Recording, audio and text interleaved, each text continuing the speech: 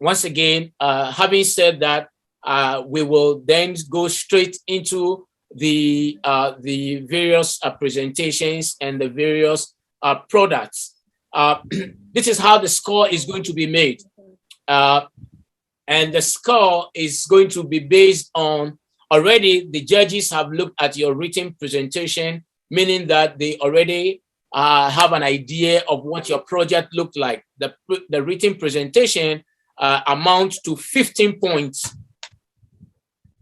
So I will, as they've looked at your work and they've already decided what to give you based on what they read.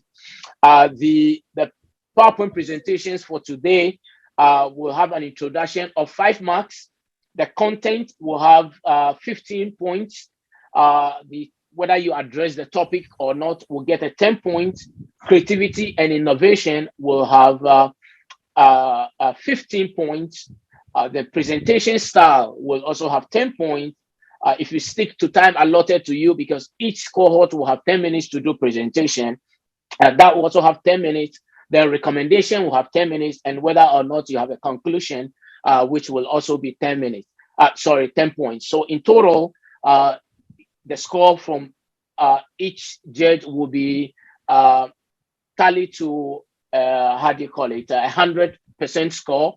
And so at the end of the day, we will put all the scores from the judges together, and then we will be in a good position to know which team won for the day. And so the presentation order is going to be according to, because of the fairness, we believe that fairness must permeate in everything that we do. And so the cohorts actually voted among themselves who should present first and who should present afterwards. And so the conclusion was that the one with the majority of votes will be the one to present. And everything is ready and all the protocol have been observed. At this point in time, I want to go straight. The team resilient.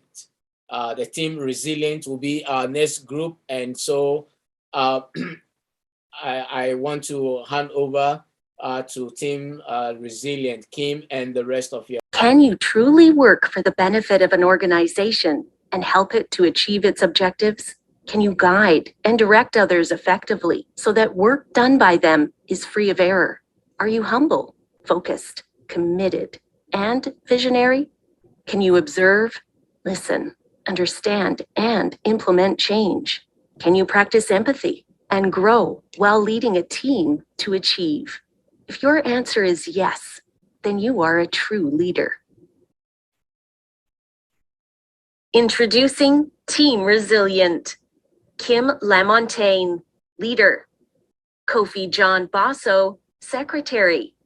Kokou Walters, secretary. Engati Nyonje, technology. Kokou Tegbe, proofreader. Togbey, researcher. And Kasi Altrimi, collation. In a study of the consequences or outcomes of leadership across multiple theories, comparing leadership styles in terms of their ability to provide good outcomes. Thank you, everyone. My name is Kim LaMontagne, and it's an honor to be here with the judges, students, alumni, distinguished faculty, guests, and Dr. Abby. I am the leader of Team Resilient. We'll be talking today about what is leadership. Then we'll be providing you with an overview of transformational, transactional, coaching, and laissez-faire leadership styles. We'll then move into demonstrating the consequences of each leadership style to show you how they provide trust and create a positive workplace culture. And then we'll talk about conclusions and recommendations. So what is leadership? Leadership is a process. It's a process of social influence that maximizes the efforts of others towards the achievement of a common goal. In the core of leadership, what we found is credibility. And true leaders embody characteristics such as being authentic, humble, focused, committed, having a clear vision and a mission on how to achieve that vision. Today, we'll be focusing again on transformational, transactional coaching and laissez-faire leadership styles. And to begin, the transformational leadership style, that's the one that really focuses on the relationship between leaders and followers.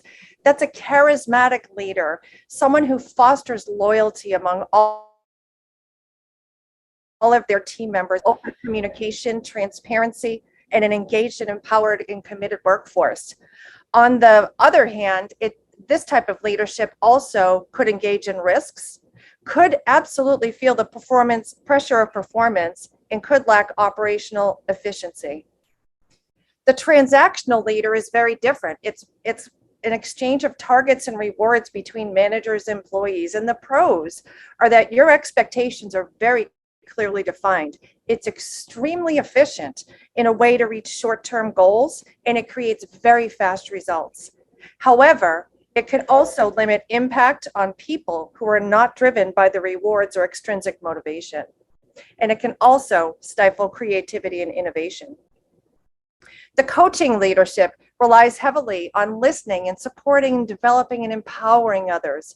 It focuses on what the employee does right versus what they do wrong, and really creates a motivating environment, which allows that leader to build a competent team of employees and increases the employee development opportunities. On the other hand, it is only successful when employees and managers are willing to receive constructive feedback, and it can be very time consuming because of the level of relationships that need to be built, and it can also be very resource intensive.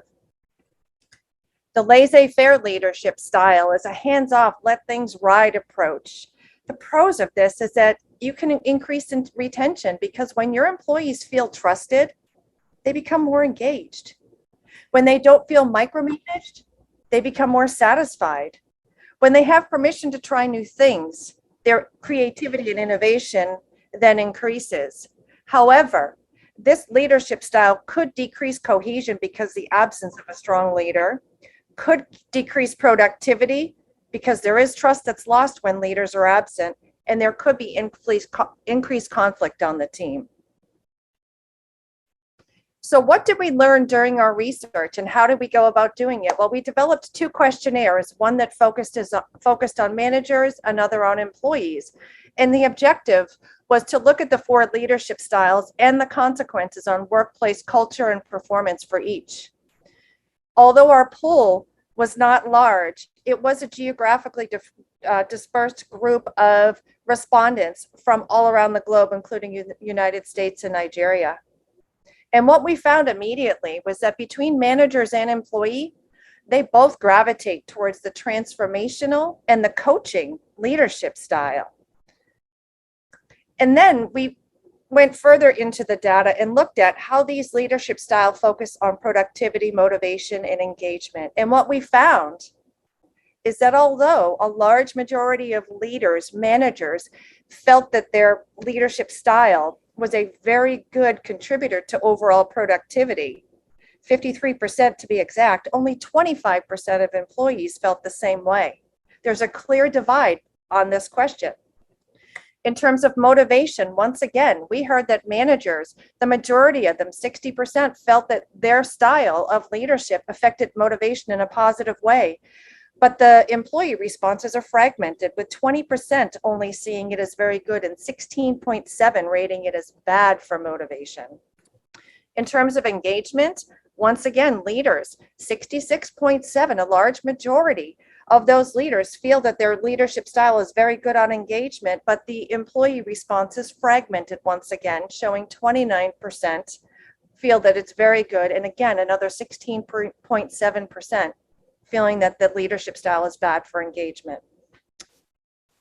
We then focused on the open door policy, which is basically a policy where a leader or supervisor leaves their door open for transparent and open conversation. And what we found is that managers feel, the majority of them feel that they're doing a very good job promoting the open door policy. And they feel as well, almost half, so 46.7% feel that the open door policy has a positive effect. From the employee perspective, it's very different. Only 20.8% of employees are aware or feel that the promotion of the open door policy is done very well. And then also 62.5% of employees feel that they're not actually using that open door policy. What this slide is showing is that the open door policy is there, but it's not being used. We also found that there was a clear divide on this question as well, that the managers believe that 70% of them believe that the effect of the open door policy has a positive effect on mental health of employees. But 70% of employees don't easily speak with their leaders about their mental health. Clearly divided there.